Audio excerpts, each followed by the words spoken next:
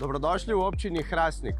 Občini s prvo skupnostno samooskrbno sončno zadružno elektrarno v Sloveniji. Zadružne elektrarne so pomembne tako za okolje, kot tudi za skupnost. In ta projekt smo razvili skupaj z znanjem iz organizacije Fokus.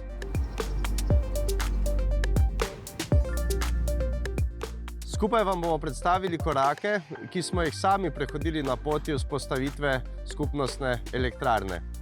Verjamemo v zadružni sistem in si želimo, da bi postal dobra praksa za razširitev po vsej državi.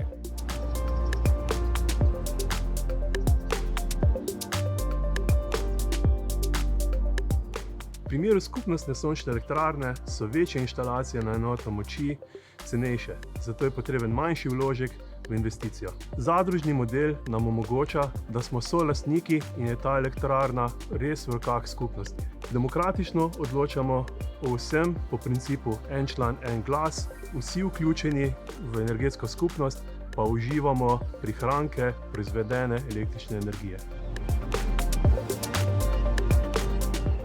Na začetku je zelo pomembno, da se zbere dobra ekipa in Boštjan nam bo povedal, kako smo začeli.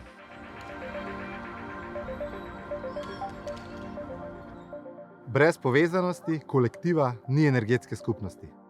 V Fokusu smo se ujeli s hrastniško občino in se strinjali, da je z energetsko skupnost najboljši zadružni model samooskrbe. Ideja, kartiranje, načrt.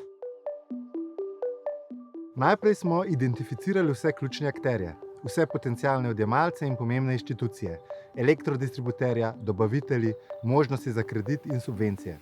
Seveda je bilo treba najti tudi ustrezno lokacijo oziroma streho.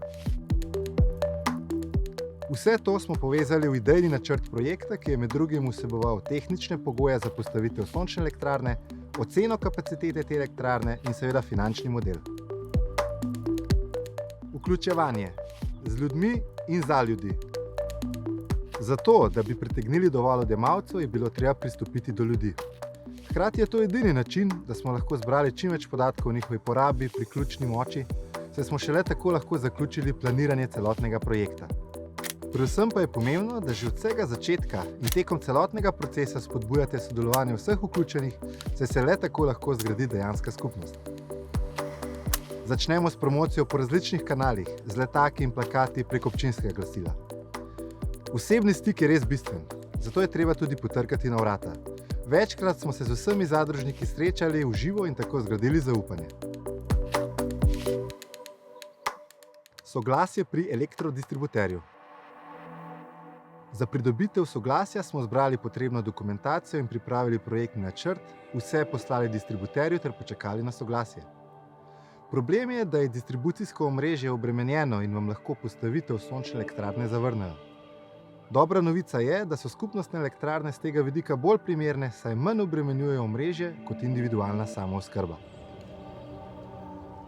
Stara uredba je dovoljevala letni obračun proizvedene in porabljene električne energije, kar je bilo izjemno ugodno za projekte, kakršen je naš. Nova uredba tega ne omogoča več, a vendar smo prepričani, da se bodo našle prave poti za dobre projekte in za uspešne zadruge. Ustanovitev zadruge oziroma druge pravne oblike. Pravni okvir omogoča dve možnosti vzpostavitve energetske skupnosti. Ali ustanovitev pravne osebe ali pogodbeno urejanje odnosov. V Hrastniku smo se odločili za pravno osebo, za zadrugo. Za vključitev občine v zadrugo smo morali najprej dokazati javni interes. To pomeni, da občina ni proizvodno podjetje, ki trguje na trgu električne energije, temveč da bo vso proizvedeno električno energijo porabila zase in za svoje javne zavode. Na ta način ne zasledujemo profitov, ampak maksimalne prihranke. Zadruga je demokratična oblika gospodarjenja. Ustanovitev ni zahtevna, saj so vsi koraki opredeljeni v zakonu o zadrugah. Zadruge spadajo med oblike solidarnostnega gospodarstva. Zato smo osebi, ki spada v demografsko skupino z največjim tveganjem za energetsko revščino, začetni prispevek pokrili iz skupnih sredstev. Izbira izvajalca. Izbrati boste morali tudi izvajalca, ki bo elektrarno dobavil in montiral. Ko je projekt začrtan, pridobite nekaj ponudb in izberite najustreznejšega. V Hrastniku smo sodelovali s podjetjem Kisik, ki je že imelo izkušnje sodelovanja z zadrugami. Oblikovanje tehničnih rešitev in finančni načrt. Osrednja dokumentacija za postavitev sončne elektrarne je PZI, projektna dokumentacija za izvedbo gradnje. Pri tem smo že sodelovali z izvajalcem. Kako financirati skupnostno elektrarno? To je zelo pomembno vprašanje, saj lahko s previsokim pragom izključite tiste z najnižjimi dohodki.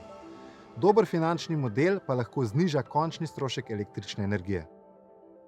V Hrastniku smo se odločili za model, ki temelji na 3 virih. 20% smo pokrili iz začetnih prispevkov zadružnikov, po 150 € na kilovat moči elektrarne. V povprečju so gospodinjstva zakupila 4 kW.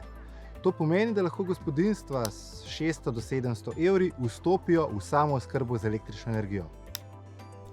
20% smo pokrili subvencijo, ki jo omogoča država za spodbujanje solarizacije.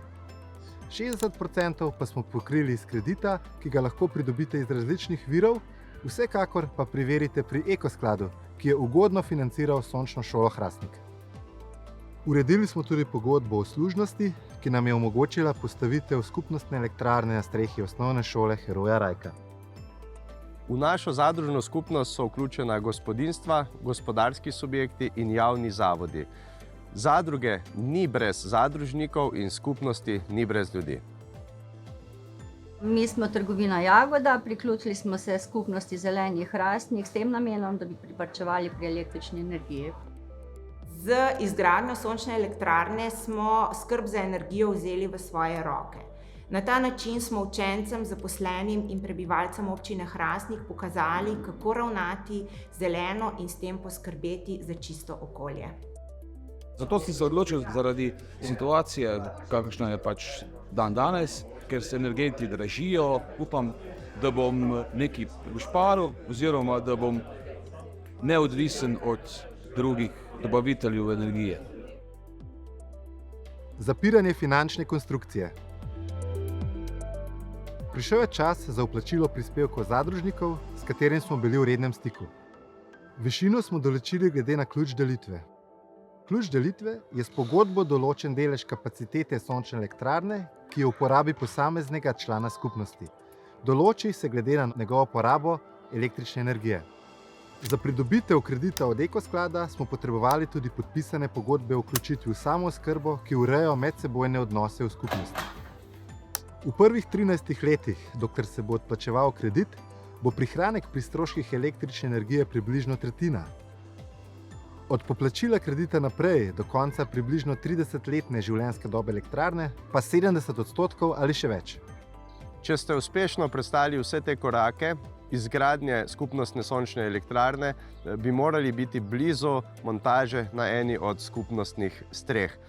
Nam je uspelo kot ekipi in kot skupnosti. Registracija skupnostne samooskrbe. Ko smo videli elektrarno na strehi, se nam je odvalil kamen od srca.